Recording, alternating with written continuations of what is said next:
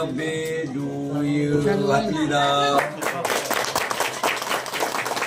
আনুষ্ঠানিক উদ্বোধনের পরেই অভিনব উদ্যোগ নিল ভরতপুর ইউনাইটেড ফাউন্ডেশন নামে এক স্বেচ্ছাসেবী সংস্থা। বৃহস্পতিবার ওই সংস্থার কর্ণধার রওশন শেখ ওরফে বাবু তার ছেলের দ্বিবার্ষিক জন্মদিনে বিশেষ উদ্যোগ নিলেন। এদিন জন্মদিন পালনের সাথে এলাকার 3টি দুস্থ পরিবারকে আর্থিক সাহায্য দিলেন। শুধু এদিনই নয়, ওই পরিবারগুলির 3 প্রবীণের হাতে মাসিক 500 টাকা করে তুলে দেবেন তারা যতদিন বেঁচে থাকবেন। সংস্থার এই উদ্যোগকে সাধুবাদ জানিয়েছেন বিশিষ্টরা। পাশাপাশি এমন একটি আর্থিক সঙ্গতি পেয়ে ধন্যবাদ জানিয়েছে ওই 3 দুস্থ পরিবারের পরিজনরা। এদিন সন্ধ্যায় ওই সংস্থার কর্ণধারের বাড়ি ভরতপুরের সিঙ্গেরগড়ে পাড়ার বাসভবনে এই জন্মদিনের অনুষ্ঠান হয়। তাতে যেমন কয়েকশো জন পাত পেড়ে খেয়েছেন, তেমনি বিভিন্ন দান ধ্যানের ব্যবস্থাও করেছিলেন সংস্থার কর্ণধার। এদিন দুস্থদের শীতবস্ত্র বিলি থেকে ছোটদের পেন খাতাও বিলি করা হয়। সব মিলিয়ে এই অভিনব উদ্যোগকে মনে রাখছেন বাসিন্দারা। এ বিষয়ে কে কি বললেন শুনুন বিজ্ঞাপনের পর। ভারতপুরে এই প্রথমবার ইলেকট্রনিক্সের শোরুম স্কাই ইলেকট্রনিক্স পাবেন নামি দামি কোম্পানির AC, fridge, deep fridge, washing machine, cooler, smart LED TV ইত্যাদি কোম্পানি সমস্ত রকম জিনিস ন্যায্য দামে পাইকারি ও খুচরো পাওয়া যায়। বিশেষভাবে মনে রাখবেন সমস্ত কোম্পানির ফাইন্যান্সের ব্যবস্থা আছে। ভরতপুর কিষাণ মান্ডির সন্নিকটে, ভরতপুর, মুর্শিদাবাদ। আমাদের মোবাইল নাম্বার 7864830468 এবং 9800429021। ভালো লাগছে, ওনাকে দোয়া করে ভালো করে প্রত্যেক মাসে আমাদেরকে দিবে 500 টাকা করে। দোয়া ওনাকে উনি দোয়া ভালো করে, আর ওনার মেলা হবে আল্লাহ করে, মেলা বাড়বে যেমন দিচ্ছেন উনি সবাইকে, আমাদেরকে মেসে মেসে 500 টাকা করে দিবে। ওনাকে মেলা আমরা দোয়া দেবো। স্বামী কি করে? স্বামী কি করে? আপনার স্বামী কি করে? আমার স্বামী মরে গেছে, তাই ভাই। কিন্তু এইটা ওই জিজ্ঞাসা করতেন স্বামী মারা গেছে? তুমি ভুলো না, বেঁচে আছে না মারা গেছে? আমি আবার দোসরা বিয়ে করেছে। আছে স্বামী আছে তো? হ্যাঁ। থাকতে পারে? আর পায়খানায় থাকে।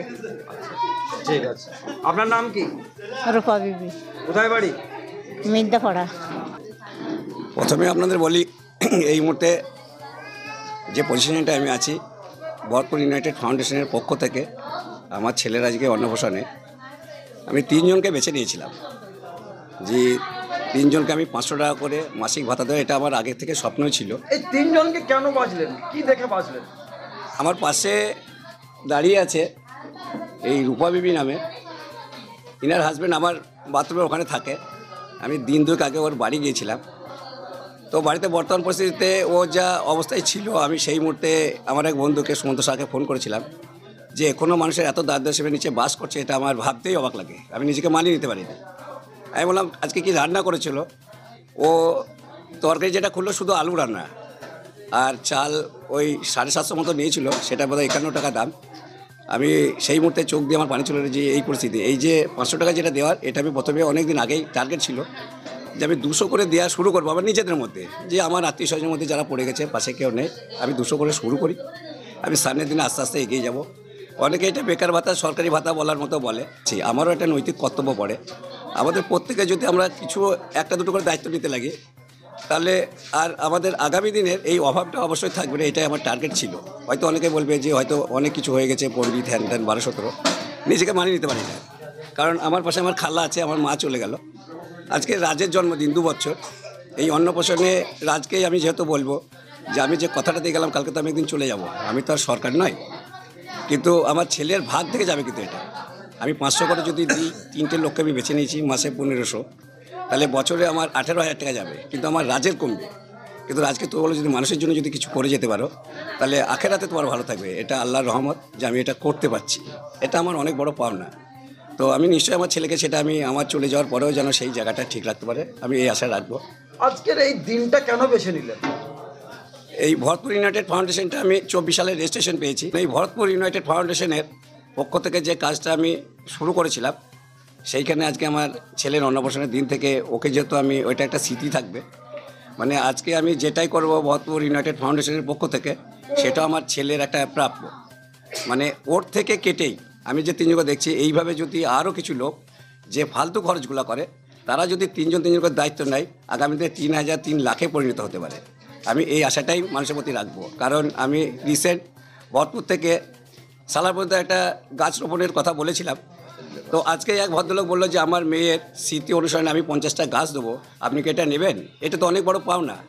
এই যে মানুষের একটা আওয়াজ যেটা উঠেছে, তার মানে আমি বুঝতে পারছি যে এটা ভরতপুর থেকে সালাড নয়, এটা আপ টু কলকাতা পর্যন্ত ঠেলতে পারে যদি সেই আশা মানুষ যদি এইভাবে হাত বাড়িয়ে থাকে। কারণ এরকম একটা মেয়ের থেকে যদি 50টা গাছ হয়, তাহলে কত মেয়ের এরকম পজিশন হয়ে আছে, অনেক জায়গা আছে, সেই যেই জায়গা থেকে যদি তারা একটু আমাকে সাপোর্ট দেয়, আমরা ইনশাআল্লাহ অনেক দূর এগিয়ে যেতে পারবো। আগামী দিনে আজকে যেমন এই 500 টাকা করে 3 জনকে ভাতা দিলেন, এই সংস্থার কি চিন্তাভাবনা আরও দৃঢ় আছে?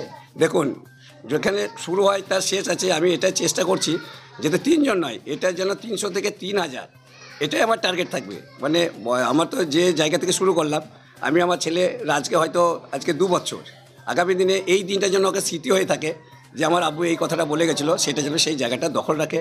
আমি এটাই আশা রাখবো যেন মানুষের পাশে এসে দাঁড়াতে পারে, কারণ তার জন্য মানুষের কিছু সহযোগিতা, দোয়া, ভালোবাসার দরকার আছে। এই যে টাকা, আপনি যে ভাতার টাকাটা দিচ্ছেন, এই রোজগারটা আপনার কোথা থেকে মানে সহযোগিতা পাচ্ছেন?